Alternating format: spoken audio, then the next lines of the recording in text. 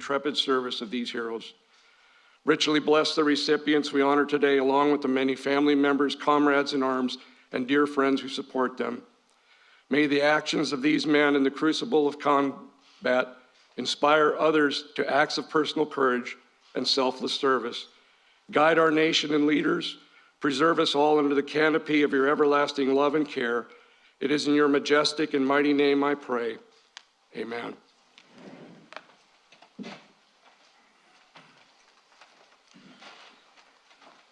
Thank you, General. Please be seated. Please be seated. Well, welcome to the White House.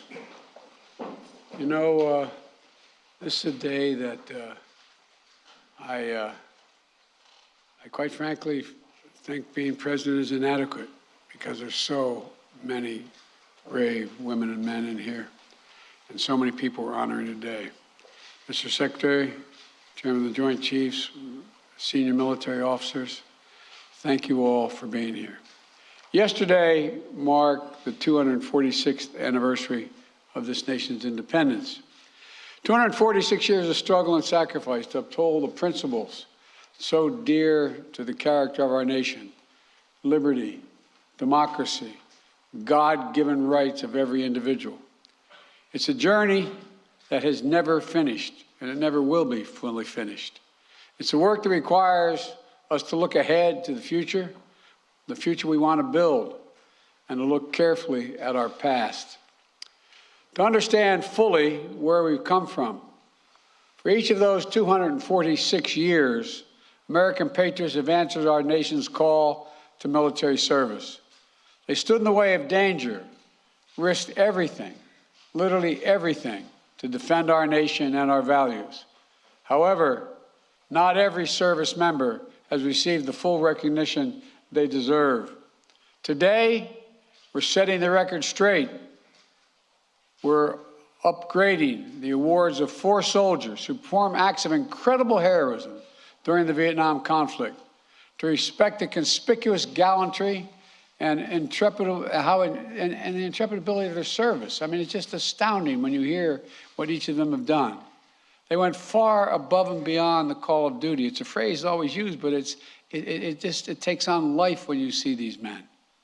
To the late Staff Sergeant Edward M.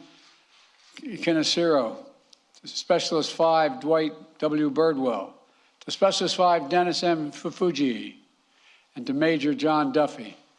I'm proud to finally award our highest military recognition, the Medal of Honor, to each of you, one posthumously. It has been a long journey to this day for those heroes and their families, and more than 50 years have passed, 50 years since the jungles of Vietnam, where as young men these soldiers first proved their mettle. But time has not diminished their astonishing bravery, their selflessness in putting the lives of others ahead of their own, and the gratitude that we as a nation owe them. December 1, 1966, Staff Sergeant Canacero was an infantry squad leader. His platoon was navigating toward what seemed to be a peaceful village. It was an ambush. A vastly superior force of North Vietnamese troops was concealed within the village, protected by fortified bunkers, underground tunnels, and a big trench that ran through the entire village. As Staff Sergeant Canacero led his squad to the east of the village, 2 other squads headed straight in, where the enemy opened fire on them with machine guns and small arms fire, killing the platoon leader, the point man, and pinning down 2 squads. Hearing the battle unfold, Staff Sergeant Canacero moved his squad toward the sound of the firing, where he quickly jumped into action. The machine gun fire suppressing his platoon mates was coming from a big trench. It had to be stopped. He ordered his men to take cover, and then he advanced alone toward the enemy position, armed with 6 grenades and his M16. Laying flat on the ground, Staff Sergeant Canacero hurled his first grenade. It sailed directly through the aperture of the bunker, taking out the machine gunner in the first throw. He then jumped into the trench alone, moving along the trench for 35 meters, clearing the enemy as he went. As his head would emerge above the trench, as he yelled, "Grenade!" Then his platoon would lose sight of him and hear it explode. By the time he was done, the two other squads were able to stand up, collect their dead and injured, and recognize and reorganize the fight, and successfully withdraw from the village. According to the eyewitnesses' account of the battle from Staff Sergeant Haskett, Canacero's bravery in single-handedly clearing the trench averted what might have been, quote, a disaster for the whole platoon. Born and raised in Hawaii, the son of Japanese immigrants, a proud husband and father of 4, Staff Sergeant Canacero continued his service with his unit in Vietnam until he was killed in action by hostile gunfire on March 6, 1967. Today, his memory lives on in the lives he saved, in the legend of his fearlessness, and in the hearts of the family he left behind. John, Naomi, Tom, thank you for being here today. And thank you, too, for your sister Doris as well, who could not be with us. And John, thank you for your military service. Your family sacrificed so much for our country. I know that no award can ever make up for the loss of your father, for not having him there as you grew up. But I hope today that you take some pride and comfort in knowing his valor is finally receiving the full recognition it has always deserved. January 31, 1968, it was an opening assault that would come to be known as the Tet Offensive, a particularly bloody period of the Vietnam War. North Vietnamese forces launched an attack on a strategically located air base near Saigon. The first American unit called to respond was that of Specialist 5 Dwight Birdwell. Unknown to approximately 100 men in C Troop, they were moving to be taken on a full regiment of Viet Cong, likely to be more than 1,000 strong. They arrived, the troop engaged the Viet Cong forces. Specialist Birdwell's unit took the main brunt of the attack, with many tanks and vehicles disabled. When his tank commander was hit and gravely wounded, Specialist Birdwell got him to a place of safety and then took command. He knew his vehicle was on the first line of defense, so Birdwell stood in his commander's hatch at times, half exposed, at times standing entirely out of the tank, fully exposed, laying down suppressive fire on the enemy. He used the tank's cannon. He used the tank's machine gun. He used his personal rifle. He sustained fire, drove back the attackers, and created a place of relative safety for injured men behind the tank to take cover. He provided battlefield updates to his commanders until the enemy shot the communication system right off of his helmet.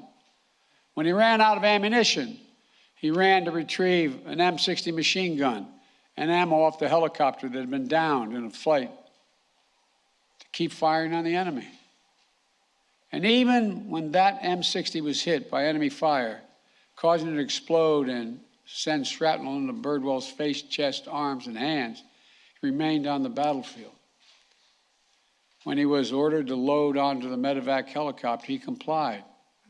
This I find amazing, only to crawl right back off the other side and to keep on fighting. That's you call taking orders and causing trouble. God love you. Only after reinforcements arrived and only after he helped treat the evacuees, his fellow wounded, did Specialist Birdwell agree to evacuate himself. At the time, Birdwell received a Silver Star for his outstanding heroism on the battlefield. It took decades for his commanding officer, then General Glenn Otis, to realize Birdwell had not received the full honor he had earned. But in retirement, General Otis made sure to correct the record and fully document Birdwell's actions to make this day possible.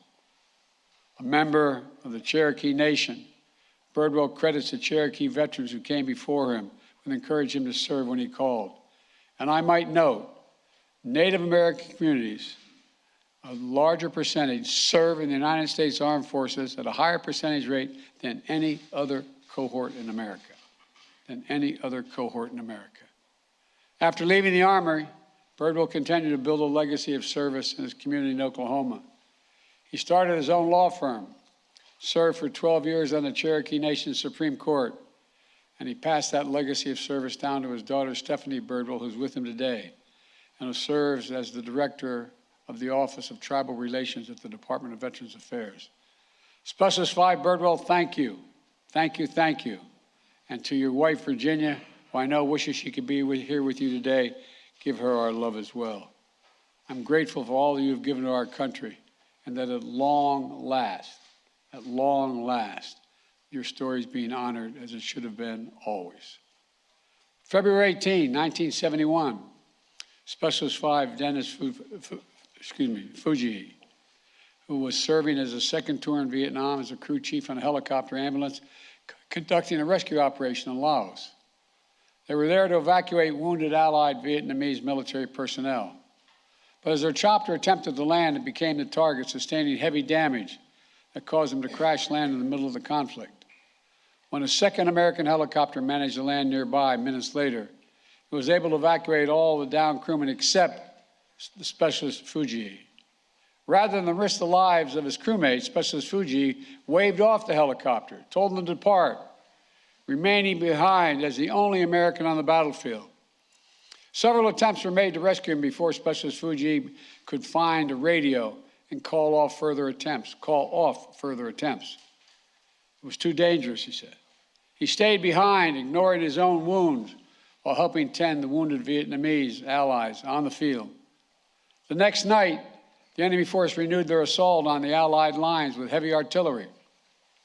For more than 17 consecutive hours, Specialist Fujii called in American gunships to help repel the attack.